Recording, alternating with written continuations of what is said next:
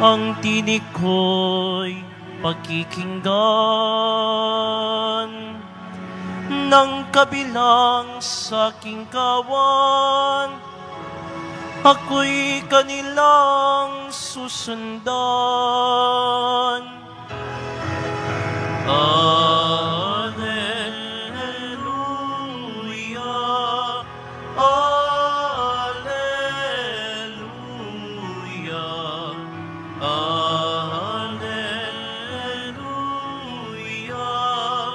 Alleluia.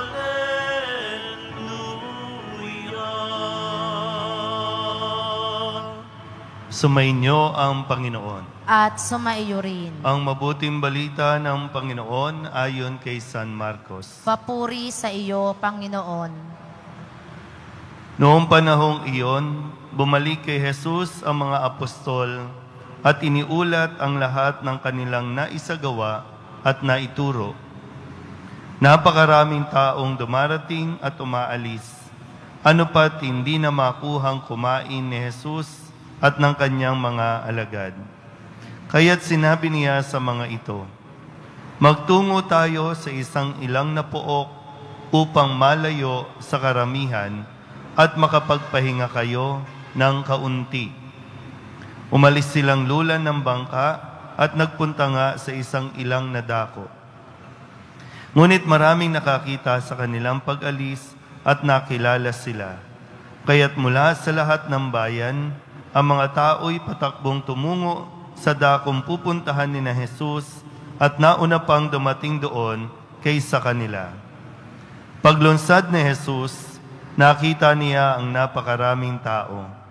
Nahabag siya sa kanila sapagkat para silang mga tupang walang pastol at sila'y tinuruan niya ng maraming bagay.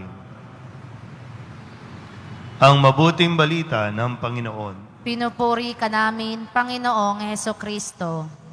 Isang magandang umaga po sa inyong lahat. Sa pagtatapos ng linggong ito, ngayong Sabado, karamihan sa mga nagtatrabaho ay ito yung huling araw. At napakagandang mapakinggan na maging si Kristo ay nagbibigay ng pagpapahalaga para sa konting pahinga. Sabi nga po dito sa Ebanghelyo, napakaraming tao ang sumusunod sa kanila, pumupunta sa kanila, dumarating, umaalis, arabang walang katapusan. Kaya sabi ni Kristo sa kanyang mga alagad, pumunta muna tayo sa isang ilang na pook para makapagpahinga ng kaunti. Sabihin nyo nga po, pahinga. Di ba, pag dire-diretso tayo ng trabaho, parang nasusuffocate tayo, pag masyadong maraming gawain, nai-stress tayo, to the point na parang hindi na natin alam kung ano yung gagawin, ano yung sisimulan natin, sadya naman talagang hindi natatapos at mauubos ang trabaho. Na pagkaminsan o kadalasan, nagiging dahilan nito para hindi tayo makapagsimba paglinggo. Yung iba, dahil nga sabi, maraming gawain, maraming tatrabahuhin, kaya wala akong oras para magsimba.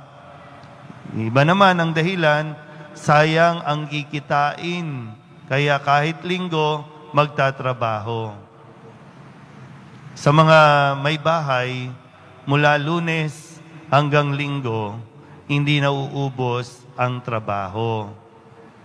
Hindi kayo titigil ng pagluluto, paglalaba, pamamalansya. Kasi hanggat nakatira kayo sa isang bahay, hindi mauubos yan.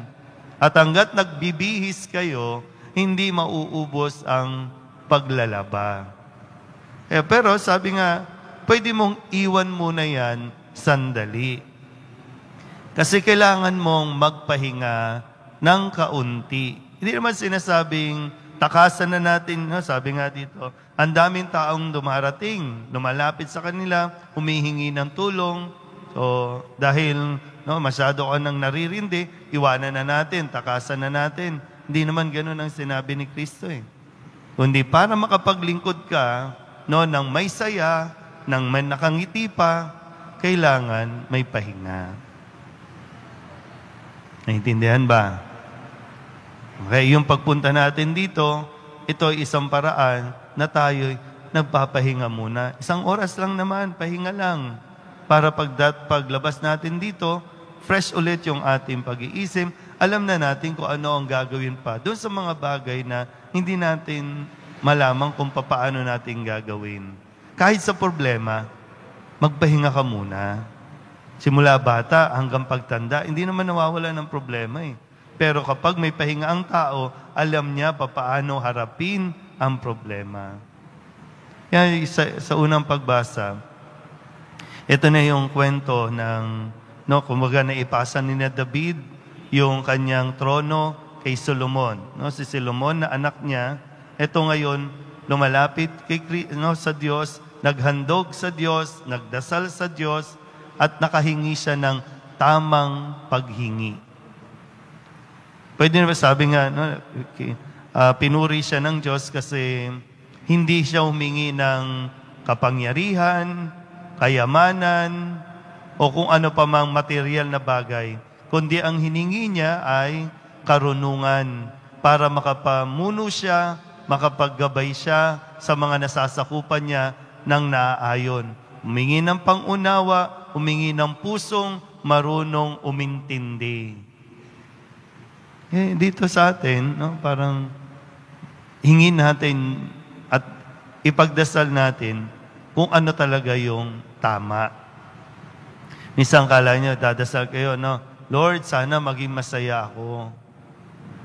Kaya ang inihiling natin sa Diyos, sana yumaman, magkapera, magkaroon ng maganda o poging asawa, kasi akala mo, yun yung makakapagpasaya sa iyo.